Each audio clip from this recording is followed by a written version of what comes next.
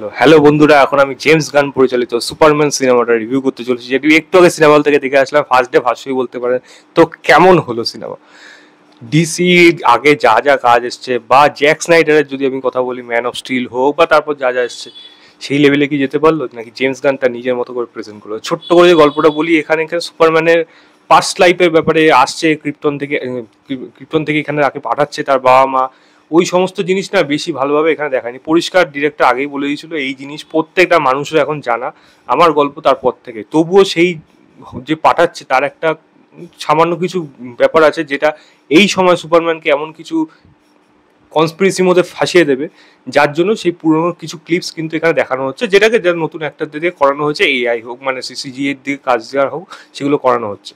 Superman এখানে নতুন কি কি থ্রেট ফেস করছে, এবং এখানে ডিপ্লোমেসি ওয়ার কিভাবে কাজ করছে, লেক্স লটা কিভাবে সুপারম্যানের পেছনে লেগে আছে, এবং প্রত্যেকবার কিভাবে সুপারম্যানকে ডিফিট করছে, এবং আলটিমেটলি সুপারম্যান কি তার নিজস্ব সত্তা ফিরে পাবে, এবং লোকে যে তাকে এখন মানে খারাপ চোখে দেখছে, তার পেছনে কি কারণ আছে সেটা দেখলে জানতে পারবে, এবং সেখান থেকে সে নিজেকে কিভাবে আবার সবার মনে মানে সবার কাছে ভগবানের মতো হয়ে উঠবে, বা সবার কাছে একজন সাধারণ মানুষের মতো সে নিজেকে প্রেজেন্ট করতে পারবে। এর থেকে বেশি জানতে হলে আপনাকে সিনেমা হলে 2 ঘন্টা 10 মিনিটে এই সিনেমাটা দেখতে হবে। দেখুন, সিনেমার মধ্যে বেশ কিছু জিনিস আছে যেগুলো কিন্তু বেশ ভালো হয়েছে। আবার কিছু জিনিস আছে যেটা সেই লেভেলে হয়তো মনে হবে না। তবে ভালো জিনিস কি এখানে? অবশ্যই জেমস গানের প্রেজেন্টেশন। আমি কেন ইচ্ছা করে থাম্বনেলে ওটা লিখেছি, সেটা যারা দেখবেন এবং যারা এই দুটো ডিসি আর মার্ভেল এবং জেমস গানে মার্ভেলের যদি আমি গার্ডিয়ান অফ দ্য গ্যালাক্সি যদি আপনারা দেখে থাকেন, তাহলে আপনারা বুঝতে পারবেন যে সুপারম্যানকে সে কিভাবে প্রেজেন্ট করেছে। ডিসি কাইন্ড অফ স্টাইলে কিন্তু এখানে সুপারম্যানকে প্রেজেন্ট খুব একটা করেনি। সে নিজস্ব গার্ডিয়ান অফ দ্য গ্যালাক্সি যেরকমভাবে বানিয়ে থাকে, সেরকম ধরনের কিন্তু মজা, স্লো মোশনে গান চলছে, সেই সময় অ্যাকশন হচ্ছে, সেইগুলোকেই সেই সুপারম্যানের মধ্যে নিয়ে এসেছে। যার জন্য ডার্ক থিম যেটা, সেটা কিছু লোকে হয়তো খারাপ লাগতে পারে যে একটা ডিসি কাজ হবে, একটা সিরিয়াস অ্যাপ্রোচ থাকে তার মধ্যে। তো সেই জিনিসটা আপনি কিন্তু অভাব বোধ করবেন। At the same time marble যাদের পছন্দ, তাদের কিন্তু এই সিনেমাটা খুব একটা খারাপ লাগবে না, ভালো লাগবে, কারণ সেরকমভাবেই তারা নতুন সুপারম্যানকে দেখতে পাবে, ডিসির একটা ক্যারেক্টারকে দেখতে পাবে যেটা তারা মার্ভেলে দেখে এসছে। তো ওভারঅল এন্টারটেনমেন্ট ভ্যালু কিন্তু সিনেমাটার মধ্যে রয়েছে।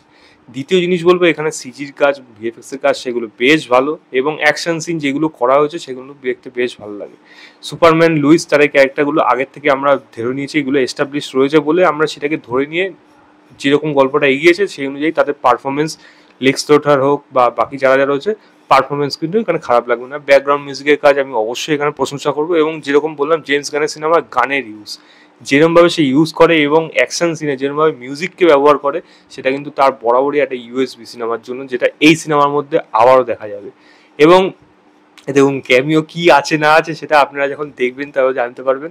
হ্যাঁ, একটা মিড ক্রেডিটও আছে, একটা পোস্ট ক্রেডিটও আছে, সেইগুলো মজাদার। সেটা ফিউচার প্রজেক্টের জন্য খুব একটা বেশি মানে সেরকম গুরুত্বপূর্ণ না, তবে আপনারা দেখতে পারেন, মজা লাগবে।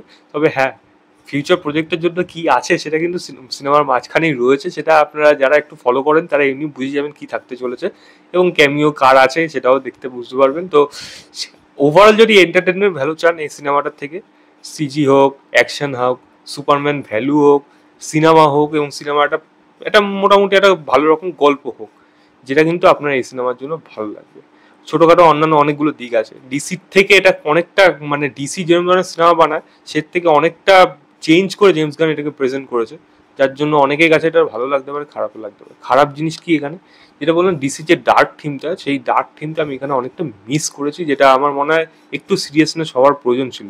খুবই জিনিসটাকে একটু ছেলে খেলার মধ্যে দিয়ে নিয়ে গেছে, যেটা মার্ভেলের মধ্যে করে থাকে, যেটা আমি এই সুপারম্যানের মধ্যে অতটাও আমি চাচ্ছিলাম না। হ্যাঁ, থাকুক, ঠিক আছে, তবে সেটা ওভারডোজ হয়ে যাচ্ছে, যেটা কিছু ক্ষেত্রে ভালো লাগছে, কিছু ক্ষেত্রে মনে হচ্ছে না। এখানে মানে যেই যে লেক্স ল্যাটারের যে গ্রুপ, মানে তাদের যে আইডিয়াটা, সেটা না যেরকমভাবে এখানে দেখায়, সেটা এক্সপ্লোরেশন বা সেটা ডিটেলিং খুব একটা বেশি স্ট্রং সেটা কিন্তু না। আমরা ওভারঅল একটা আইডিয়া হিসেবে পেয়ে যাচ্ছি যে এরকম একটা গল্পের আইডিয়া আছে, বাট সেটা এক্সিকিউশন লেভেলে যে সেই মানে হবে না, পুরো ডিটেলের সাথে আপনাকে বোঝাচ্ছে যে এইটা হলো ঘটনা, এখান থেকে এই জিনিসটা হলো তাদের প্ল্যান, ওপর দিয়ে বোঝাচ্ছে। সেটা ইন ডেপথে গিয়ে আমার মনে হয় আরো বেশি বোঝালে, জিনিসটাকে আরো একটু বেশি কমপ্লিকেটেড করতে পারলে, অনেকটা বেশি লাইট হয়ে গেছে গল্পটা, তো সেটা করতে পারলে আরো বেশি বেটার হতো। ছোটখাটো অন্য দিক আছে যেগুলো খারাপ দিক হিসাবে থাকে, সেটা খুব একটা বেশি অ্যাপ্রোচেবল না। তবে হ্যাঁ, একটা জিনিস আমি বলবো এখানে, মানে এটা হয়তো সেন্সর বোর্ডে আমাদের জন্যই করেছে, সুপারম্যান এবং লুইস লেনের যে কিসিং সিনগুলো আছে না, সেগুলোকে এমনভাবে কেটেছে, এটা অ্যাব্রাপ্ট লাগছে দেখতে। কাটলে পুরোই কেটে দিক, না নাহলে অ্যাজ ইট ইজ রাখুক। কিছু রাখছে, কিছু ধাপ করে কেটে পরের সিনে চলে যাচ্ছে, এরকম ভাবে কেটেছে, যেটা দেখতে খারাপ লাগছিল। এরকম না করলেও পারতো। বাট আমি বলবো, যদি সুপারম্যান ফ্র্যাঞ্চাইজি আপনারা মানে ডিসি সুপারম্যানকে যদি ভালোবাসেন, আমার যেমন ছোটবেলার থেকে আমি যদি হলিউডে কোনো প্রথম সুপার হিরো জেনে থাকি, সেটা হলো সুপারম্যান। এবং ছোটবেলার থেকেই সেই ভালোবাসা সুপারম্যানের প্রতি। তো সেখান থেকে আলাদা একটা অ্যাপ্রোচ আছে। আমি এটা বলবো না আমার হেনরি ক্যাভিলের মতো একে লেগেছে, কিছু কিছু জায়গায় আমির খানের ছেলের মতো লাগছিল, একটু একটু অড লাগছিল দেখতে, তবু সেটা আলাদা ব্যাপার। মোটামুটি একটা তাই সে কিন্তু অ্যাজ এ সুপারম্যান উতরে দিয়েছে, তবে হেনরি ক্যাভিলের ধারে কাছেও আমি একে রাখবো না, এইটুকু আমি বলে দিতে পারি। বাকিটা আপনাদের ব্যাপার, গিয়ে দেখুন, দেখে জানাবেন আপনাদের কেমন লাগে। এই ছিল আমার ওভারঅল রিভিউ সুপারম্যান বলে সিনেমাটা। ভিডিওটা ভালো লাগলে লাইক শেয়ার, চ্যানেলটাকে অবশ্যই সাবস্ক্রাইব করে দেবে। বাই।